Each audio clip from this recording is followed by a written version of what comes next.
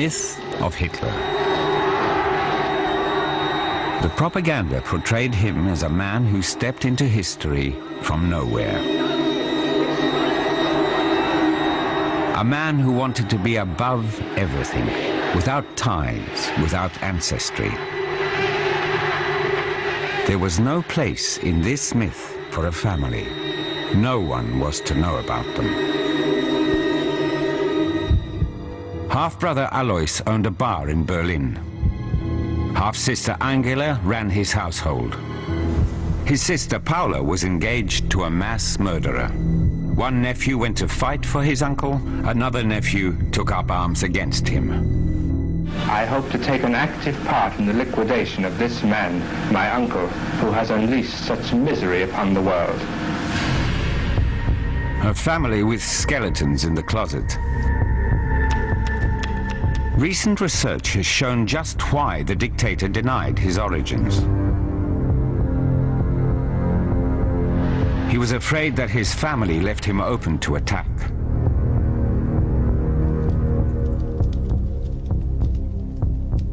But who were his relatives? What did the dictator think about them? And they about him? He wouldn't have argued with, calling him the most vicious anti-Semite who ever lived. A megalomaniacal military leader who was willing to risk or sacrifice millions of lives in incredible military gambles. Hitler wouldn't have argued with any of that. But the one thing he wouldn't want to be known as is the family man. To this day, we know little about Hitler's relatives. Many tracks have been covered. Historians Timothy Ryback and Florian Beil are trying to get to the bottom of the mystery. When you start looking at the family history, it really is quite remarkable how much there was that could be unpacked. And I think the only way he could deal with this was to put a lid on top of all of it and keep it hidden from public. One of the Hitler family's darkest chapters has only recently come to light. In January 1944, Hitler's secretary, Martin Bormann, received a secret dossier from Heinrich Himmler, head of the SS. It contained some highly explosive material on Hitler's family. Himmler had sent Gestapo agents to the Austrian city of Graz to investigate certain rumors. The Führer was said to have relatives there who were, in the words of the report, half-wits and imbeciles, a scandalous allegation. An SS unit tracked down the man who started the rumor and found the Veit family is indeed directly related to Adolf Hitler and does have cases of genetically inherited mental illness. One was Aloysia Veit, Hitler's second cousin. Her medical file has only recently been discovered. The head of the Institute for Forensic Medicine at the University of Munich is helping to evaluate it. Bei der Familie Veit fällt auf, dass die Geschwister auch psychisch auffällig waren. Wenn ich das mal salopp ausdrücke, in dieser Familie war der Wurm drin. Und wenn man das zurückverfolgt, dann ist auch in der Ahnenreihe eine Anzahl von psychiatrischen Auffälligkeiten, sodass man überlegen muss, ob eben in der Familie von Adolf Hitler anlagebedingt etwas vorhanden war, was zum Ausbruch psychiatrischer Erkrankungen geführt hat. Hitler's second cousin, Aloysia Veit, suffered from schizophrenia. For 9 years, she was locked up in Vienna's Am Steinhof psychiatric institution. In those days, the Nazi euthanasia program branded thousands as unworthy of life. Aloysia was transferred to the Hartheim Lunatic Asylum. It was a death sentence. Over 18,500 mentally ill patients were murdered in Hartheim. Aloysia Veit died in the Hartheim gas chamber in December 1940. A victim of the mass murder engineered by her great-uncle, Adolf Hitler.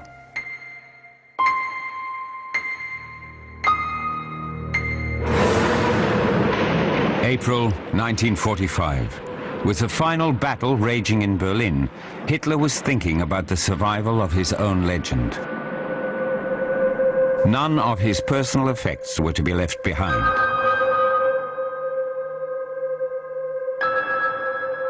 He gave his adjutant, Julius Schaub, a final order, a personal one. Schaub was to empty the safes holding the dictator's private correspondence and destroy anything that could shed light on Hitler, the private citizen. There were more letters, files and photos at the Berghof, Hitler's home in the Alps.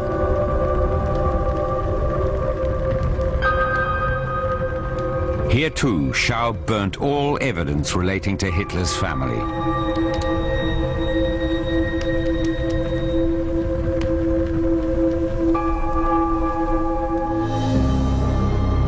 On the 5th of May, troops of the US 101st Airborne Division reached the Berghof.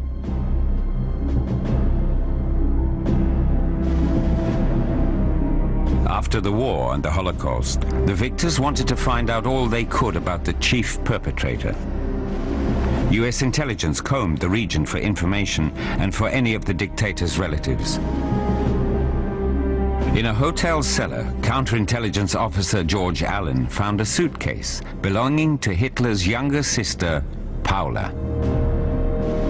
A photograph of the dictator's mother gave the owner away.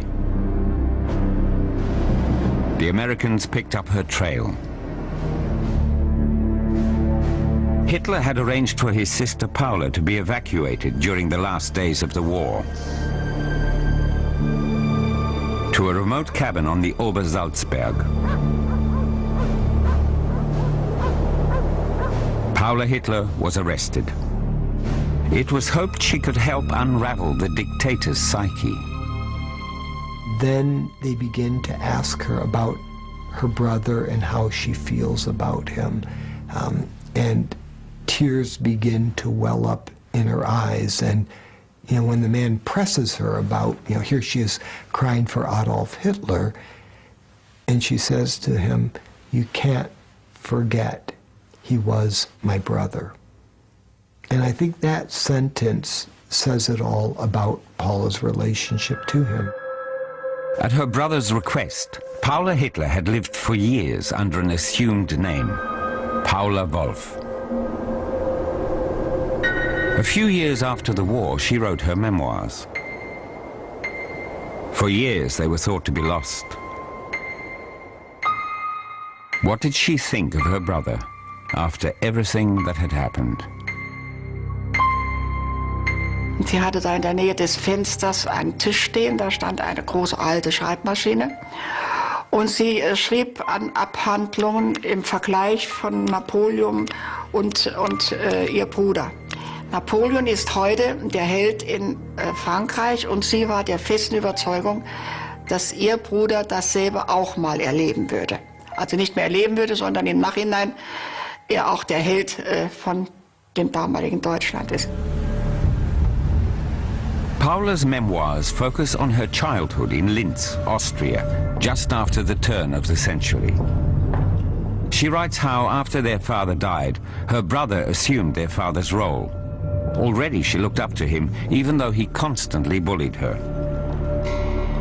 Time and again, I felt the back of my brother's hand across my face. He found plenty of opportunities for it. Even then, Paula's big brother thought her an embarrassment and too weak-willed. In Paula's memoirs, there isn't a word about her own involvement in Hitler's Reich. There were good reasons for her silence. After Nazi Germany annexed Austria, Paula wanted to settle in the village of Weiten. On her brother's orders, she had to live incognito. She introduced herself as Paula Wolf. Sie ist schon durchgesickert, obwohl sie es nicht haben wollte. Ne? Aber es ist schon durchgesickert, dass sie die Schwester vom Hitler ist. She liked this house. She wanted to have it. But the owner didn't want to sell. Sie hat dann einen Brief von der Frau Wolf bekommen, also wenn sie das Haus nicht verkauft, sie würde auch andere Mittel und Wege finden, um zu diesem Haus zu kommen. Ne? The threat worked. Paula got the house as a present. Her brother paid. She lived here from 1940 on, and she got engaged to Dr. Erwin Jekelius. Ich habe was gehört über den Verlobten, dass er Menschen also beseitigt hat, die behindert waren. Dr. Jekelius was head of the Amsteinhof Psychiatric Institution in Vienna, where Aloysia Veit, Hitler's second cousin, was confined for 9 years. Paula's fiancé was a willing executioner in the program of mass murder they called euthanasia. He sent over 4,000 patients to the gas chambers. Hitler's sister knew about it.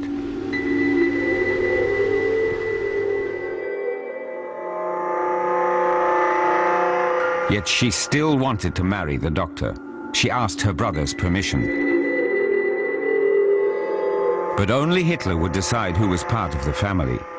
He had Paula's fiancé arrested and sent to the Eastern Front. Erwin Jekelius was taken prisoner by the Soviets. He died in captivity in 1952.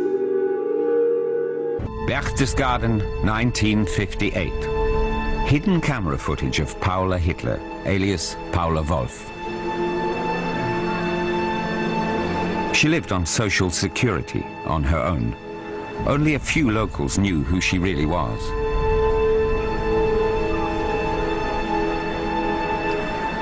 That same year, British director Peter Morley made a documentary about the Nazi dictatorship.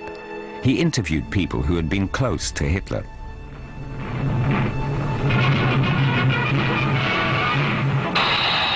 Tyranny. The years of Adolf Hitler.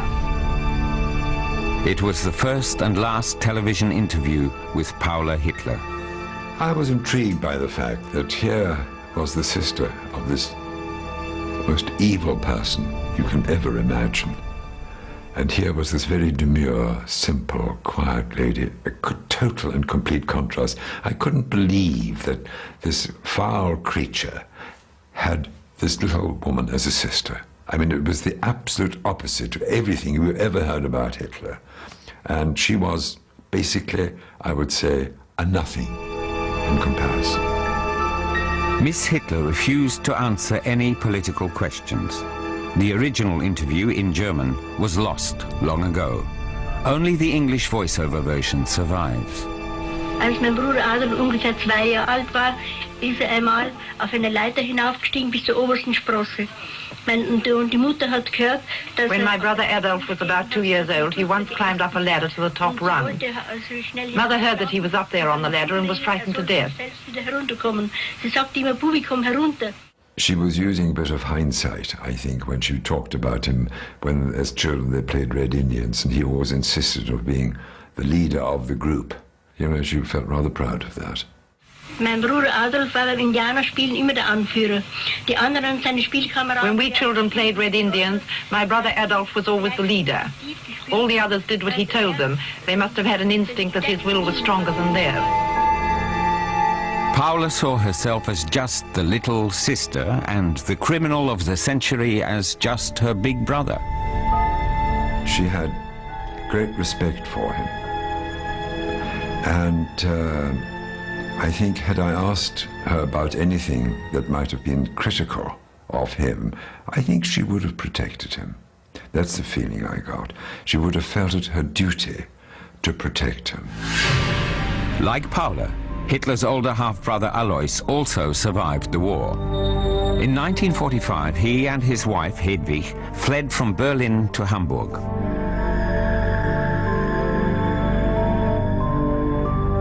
Only now is one witness prepared to talk. A foster daughter of Alois Hitler and his wife, she still wishes to remain anonymous. For the first time, she talks about the dictator's brother.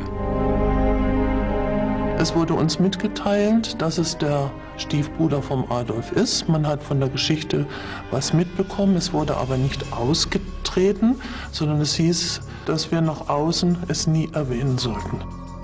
Ich sehe ihn immer als ganz schlanken, grauhaarigen mit Schnauzbart. Das war ja witzig, dass er den gleichen Schnauzbart hatte wie der Adolf. Being Adolf's brother was no small liability. With every routine check of his papers, the surname Hitler leapt from the page. That was easily fixed. Hitler became Hiller. But Alois couldn't cast off his past. He had done well during the Nazi era. What did he think of his brother? Es war irgendwo wahrscheinlich ein bisschen Hassliebe, aber er war nicht stolz und sonst hätte er sich in Hamburg nicht so verkrochen. Ich glaube das nicht, dass er stolz war. The once wealthy bar owner was now a hired laborer.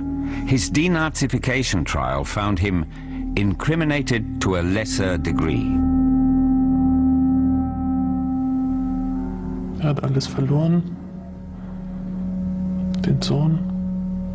Die Geschichte, die konnte er ja wahrscheinlich auch nicht so ganz abstreifen. Er war ein gebrochener Mensch am Schluss. In 1945, two more relatives joined Hedwig and Alois Hitler in the Hamburg district of Fuhlsbüttel. Hans Hitler, a distant cousin of the dictator, and his wife Erna, who had worked for Alois. Auntie Erna wanted to write a book about the family. Sie war raffiniert genug, ihn auszufragen und auch nach Details zu fragen, die sie dann übernommen hatte, die sie wahrscheinlich in dem Manuskript verwertet hat. Erna Hitler wrote a 400-page family history. It was never published.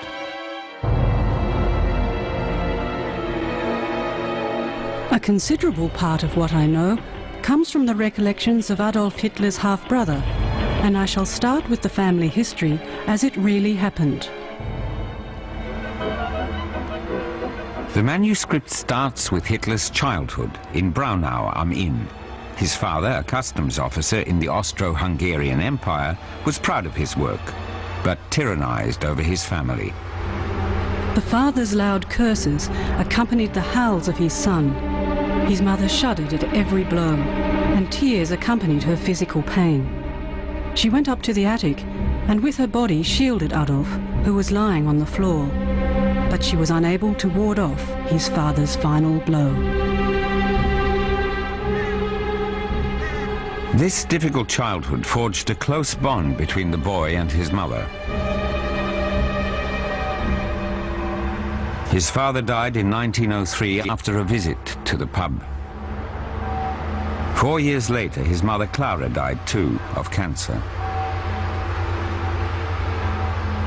The thing that summarizes Hitler's relationship to his parents best is the one sentence in Mein Kampf in which he says, "I respected my father, but I loved my mother." In fact, the word respect is the key element there, because that is what ultimately shaped Adolf Hitler's character and made him who he was. After Clara's death, Hitler went to Vienna, where he tried, unsuccessfully, to become an artist. He felt misunderstood even by his brother and his sisters. They thought he was deluding himself. When the First World War broke out, he volunteered, not for the Austrian, but for the German army. For the first time, he denied his family.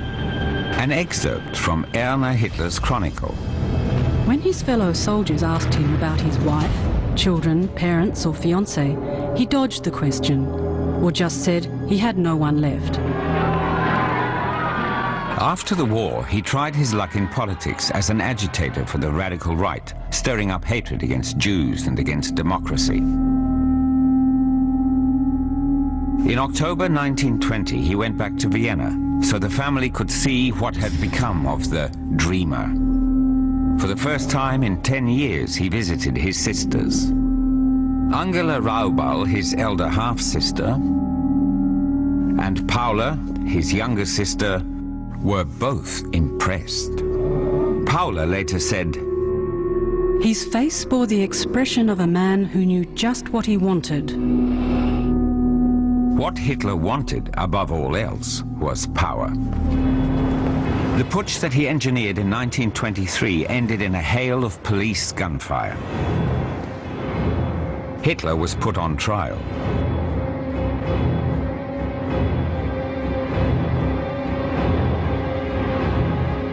A close relation came to his defense. His half-sister, Angela, gave mitigating evidence on his behalf. Partly thanks to Angela, he got a light sentence, 5 years in Landsberg prison, and after only 7 months, he was free. While in prison, Hitler wrote his manifesto, Mein Kampf. This treatise, full of hatred, refers briefly to his parents, but doesn't mention Alois, Angela, or Paula at all.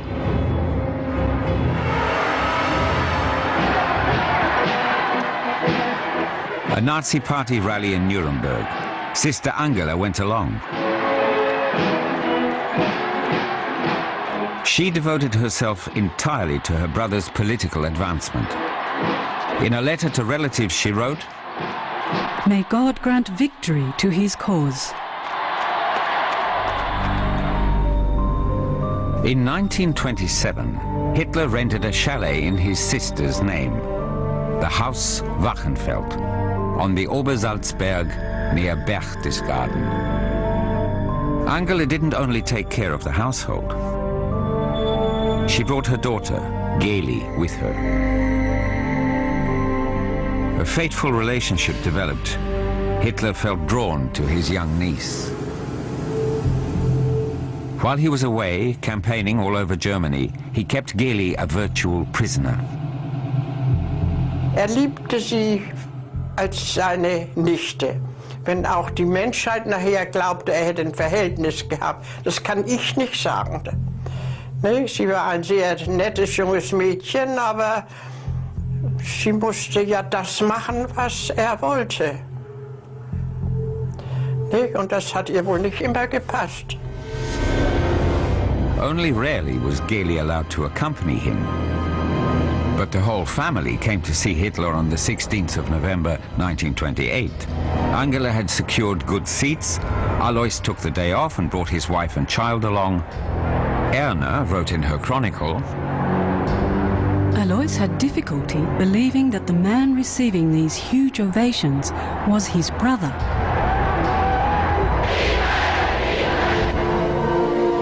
Geli, on the other hand, was impressed by her uncle's popularity.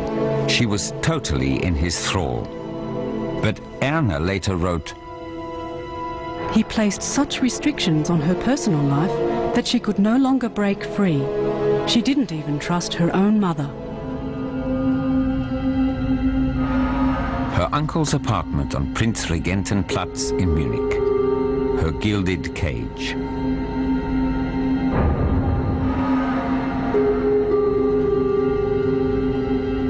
Calling Hitler my jailer, Geli plunged into a severe depression.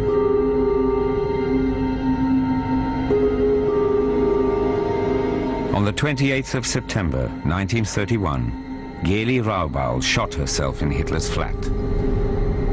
Her uncle was appalled. He scoured the room for a suicide note, in vain. Das hat ihn doll mitgenommen. Eingesperrt den ganzen Tag. Hat sich nicht blicken lassen, nicht gegessen und nicht, das weiß ich. In München. A week later, the beloved niece was laid to rest in Vienna's central cemetery.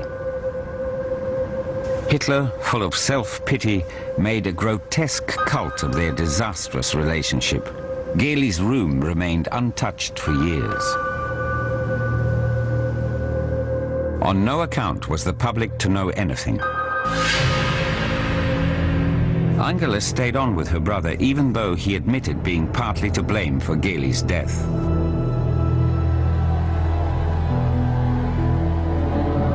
With Hitler's rise to power, the Obersalzberg became a place of pilgrimage. The cult of the Führer began to annoy the other residents. Man konnte gar nicht mehr durch und es war so viel Lärm mit den vielen Leuten. Und da hat mein Vater sich aufgeregt und hat gesagt, man kann hier nicht mehr leben, nur noch Schwarze und Braune sieht man. A neighborhood dispute on the Obersalzberg. Angela wanted the neighboring guest house to close. She put her mind to solving the problem in her own way. Ich glaube, dass sie auch ihren Bruder immer wieder ein bisschen angeheizt hat oder angetrieben hat, speziell als Schusters natürlich nicht bereit waren, den Grund abzutreten.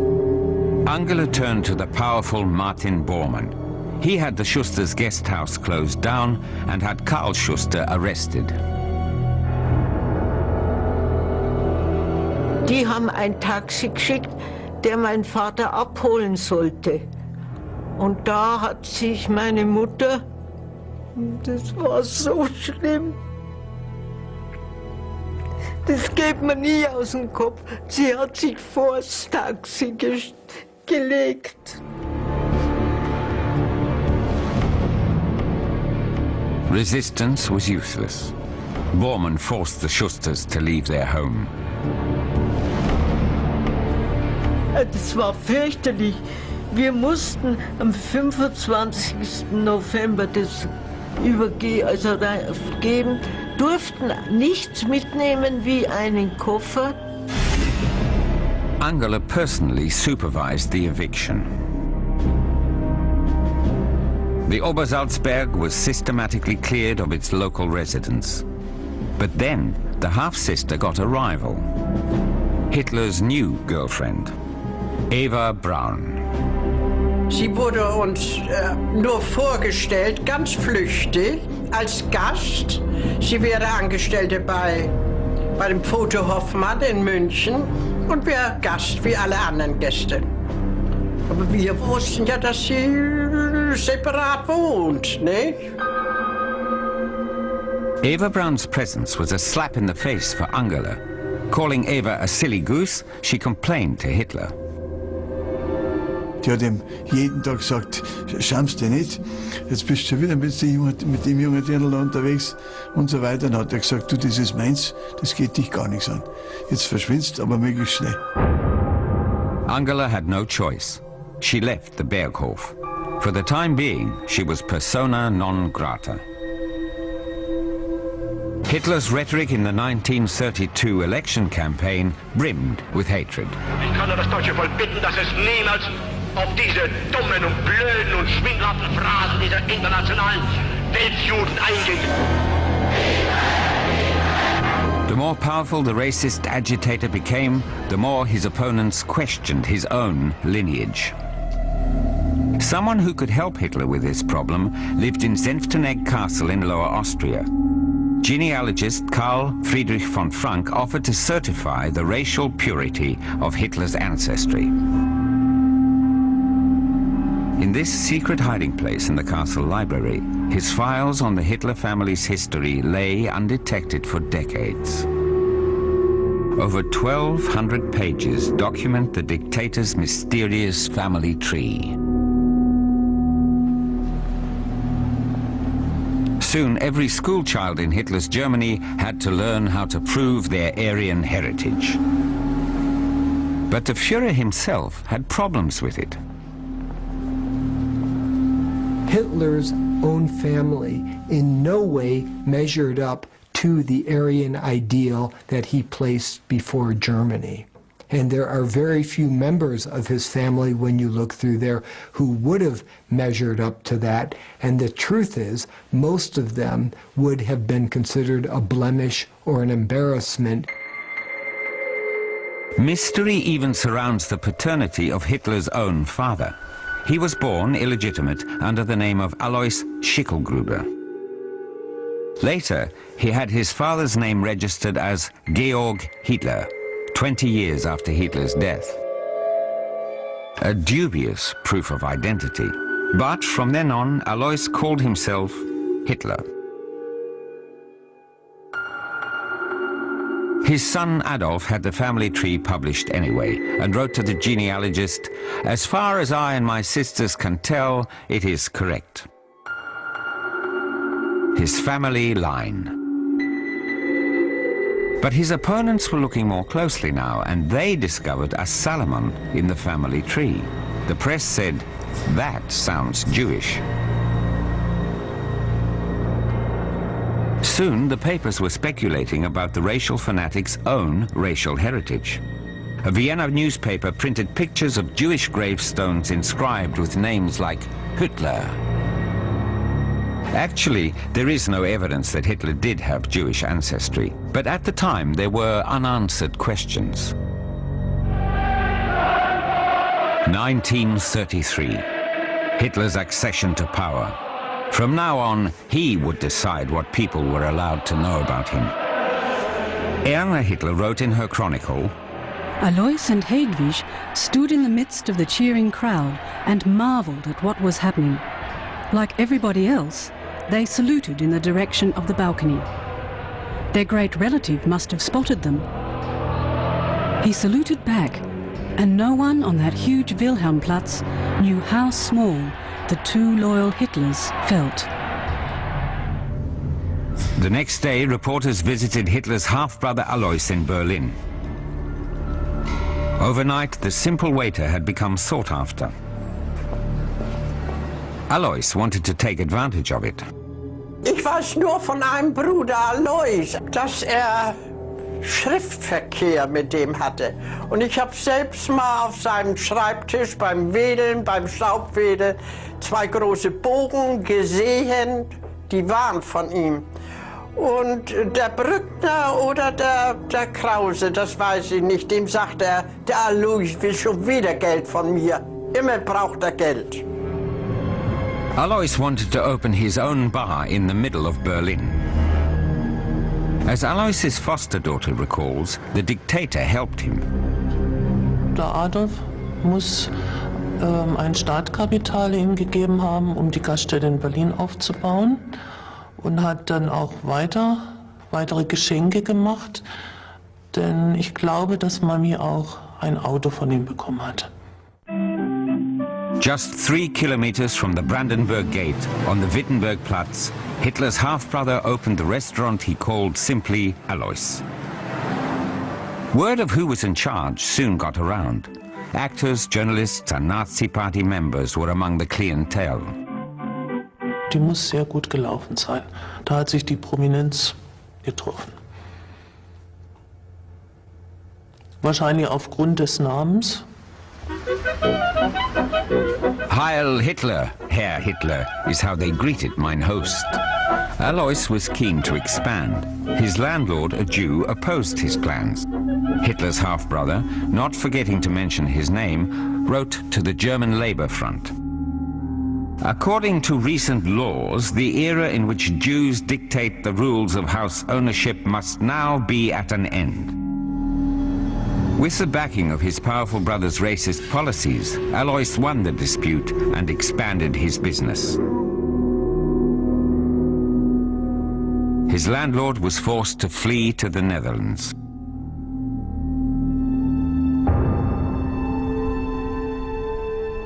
Alois also led a shady private life. For years, he was married to 2 women at the same time. His marriage to Bridget Dowling, an Irish woman, produced a son, William Patrick Hitler, who, to the great annoyance of the dictator, loved to regale the international press with stories of Uncle Adolf. Uncle was furious and called William Patrick his most loathsome relative. Here's this nephew named Willie Hitler living in London. His uncle becomes Chancellor of Germany. Within months, Willy shows up in Berlin, basically playing off the Hitler name. In London, the name Hitler was a liability. In the Third Reich, it could make your career. Hitler's nephew seized his opportunities. Ich habe ihn nur kennengelernt als William Patrick Hitler und er hieß für mich Herr Hitler. Aus. Weiter nichts. Höfliche Anrede. Ich würde ihn mit Sicherheit nicht als einen intellektuellen Menschen bezeichnen. Er war kleinbürgerlich, nicht mit übermäßig guter Ausbildung und nicht mit guten Kenntnissen. German culture left him cold. He had other interests to pursue in Berlin. Er hat abgelehnt, mit mir zur Universität zu gehen. Stattdessen hat er gesagt, wo kann ich ein Mädchen kennenlernen? Und daraus entstand die Idee im Gespräch, dass ich gesagt habe, ja, zum Tanztee.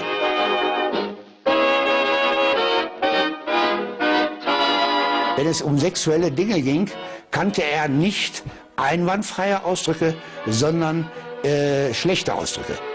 Und die gebrauchte er dann. Willy had a habit of making foul-mouthed passes at women.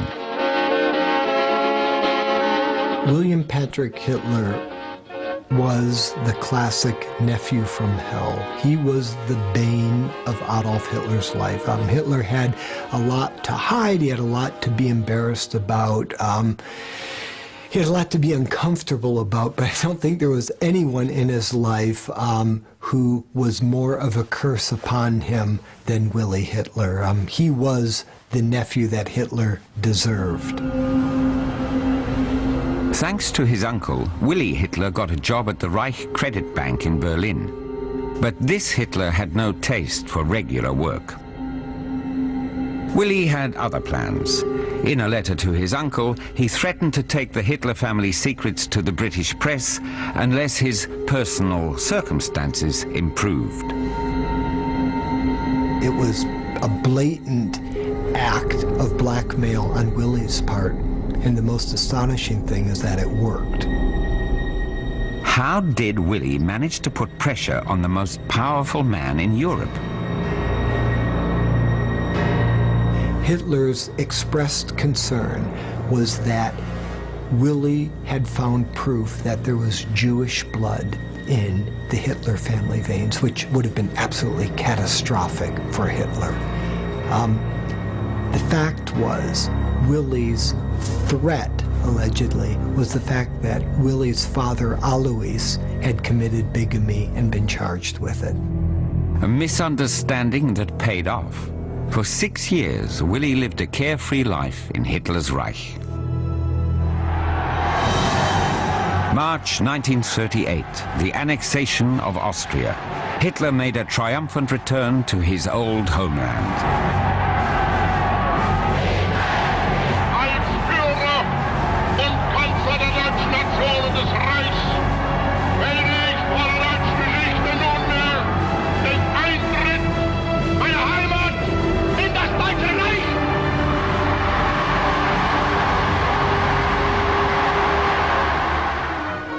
Home district of the Hitler family.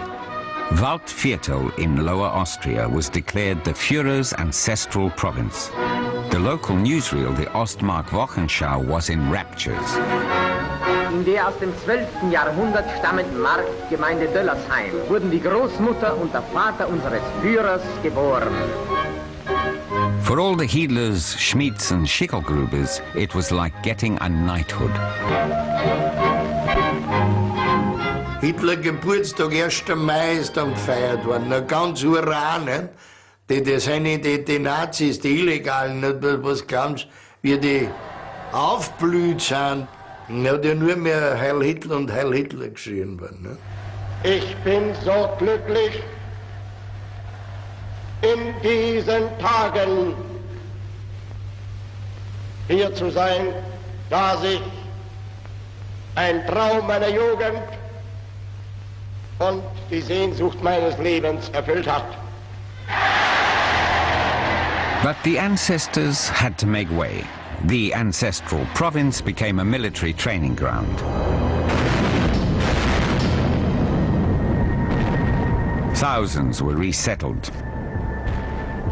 Düllersheim after it was demolished, a symbolic clean sweep in matters of ancestry.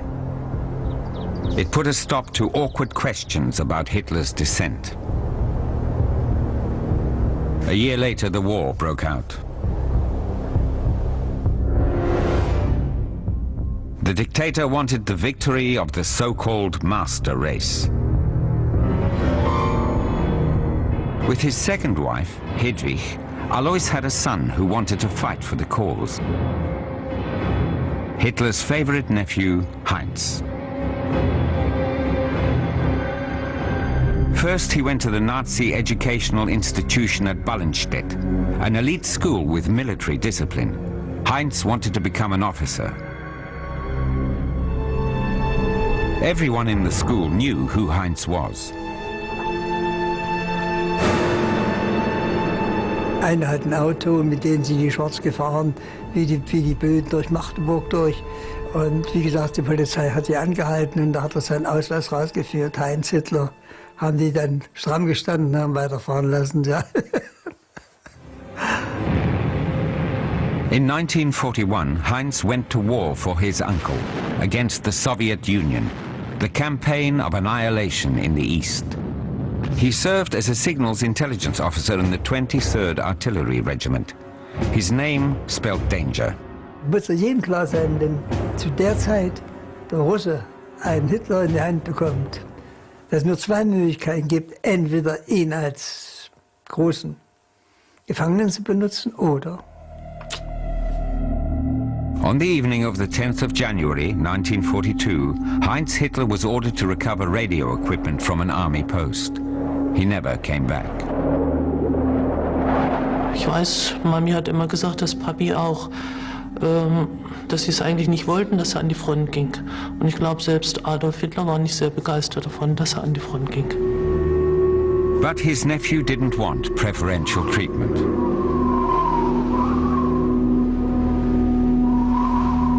Er ist ja vermisst. Man hat ja nie eine Todesanzeige von ihm bekommen oder aus Russland irgendwo, dass er dort gefallen ist. Man weiß ja gar nicht, was mit ihm passiert ist. Das hat die auch ein bisschen zermürbt. Sie hat immer gesagt, wenn ich weiß, dass er gestorben ist, ist okay, aber so weiß ich nichts. Heinz was taken prisoner. He was transferred to Moscow's VIP prison, Butyrka. He died in captivity after months of interrogation. His name was his downfall. In April 1945, Soviet troops reached the Waldviertel region of Lower Austria, Hitler's ancestral province. The hunt for the dictator's relatives began. The Red Army passed through this very valley.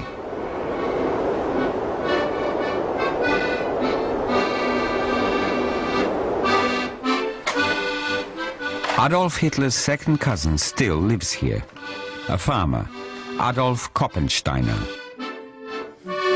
For the first time, the keen accordionist discusses the curse of being related to the Nazi dictator. Der Vater und Mutter, die haben da zwei nicht verstanden. Der Vater hat sein Leben nicht verstanden, die Mutter auch nicht. Die haben sich damals so gefeiert, der Vater hat sich gefeiert von den Russen. Der hat auch ein wenig Angst gehabt. Nicht? Die haben da draußen haben so eine große Luke geräumt, da war ich auch dabei, so ein kleiner Bub. Da haben sie sich versteckt gewöhnt. This was the Koppensteiner family 7 days before the Red Army invaded the Waldviertel. After that, everything was to change. The orders from Moscow were collective imprisonment for all of Hitler's relatives. Die haben zwar gesagt, die Russen, es ist nur auf ein paar Tage auf Aussage, dann haben die was sagen müssen, haben die nicht gleich gesagt, dass die niemand mehr kommen. The sentence was clear from the start: forced labor.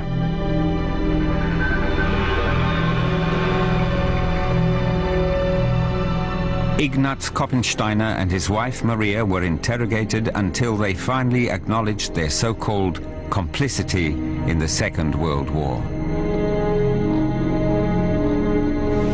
Sie waren alle in der Hoffnung, da kämen die wieder. Aber naja, es war immer so, ja, dem nimmt man keine einzige Nachricht, nicht einmal ein Schreiben oder gar nichts hast du erfahren.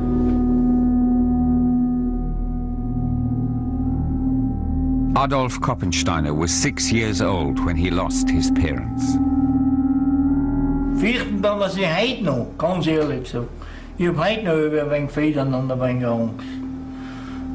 Und warum? Ja, warum? Weißt du noch, weil du nicht weißt, was da kommen kommt.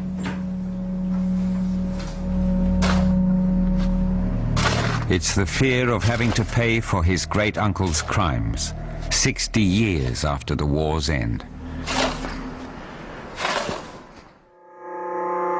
Only one member of the Hitler family could free himself from the dictator's thrall. His nephew, William Patrick Hitler. He left Germany before the war. In 1939, he and his mother went to New York, and he changed sides.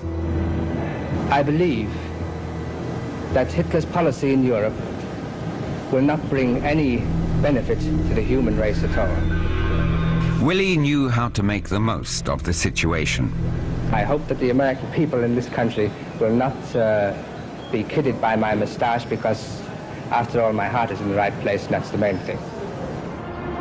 Even in exile, these Hitlers wanted to capitalize on their name.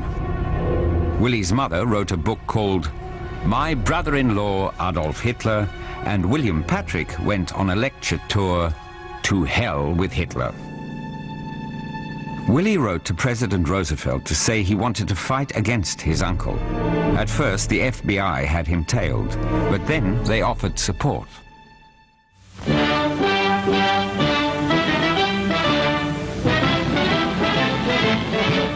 It is Der Fuhrer's nephew, William Patrick Hitler, 32, who came here from England 5 years ago. This will break Uncle Schickeldruber's heart. As a member of the armed forces, I hope to take an active part in the liquidation of this man, my uncle, who has unleashed such misery upon the world. After the war, Willie Hitler went into hiding on Long Island. Now he was afraid that being related to the 20th century's greatest criminal might be his undoing. What Willie ultimately did was to change his name repeatedly. He moved residence repeatedly, and he lived in absolute terror that this past would catch up with him. And yet he called his first son Alexander Adolf. And his new surname, which we cannot give here, is reminiscent of one of Adolf Hitler's spiritual ideals. William Patrick's children will never reveal their secret. But it is hard to remain completely anonymous. Jeff Furman, a former friend of Willie's youngest son, Howard, learns Howard's true identity for the first time. Well, I'm glad he changed his name, because I think they would have had a terrible time living virtually anywhere, unfortunately.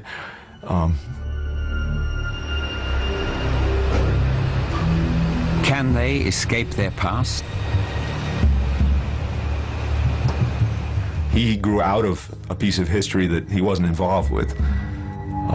Then he did a tremendous job at choosing not to tell anybody. And yeah, from what I know of Howard, I believe, if you know, with all of that baggage that his parents brought with them, I think they just came out here and became just an American family like the rest of us.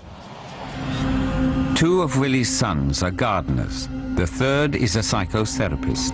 They all keep their silence. A lawyer shields them from all contact. Alle heute noch lebenden Hitler-Verwandten isolieren sich.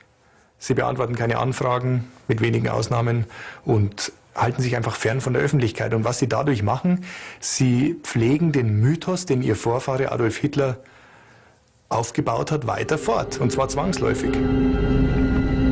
A life of secrecy. Es wirkt aber so, als hätten sie den Plan gefasst, die Familienlinie aussterben zu lassen.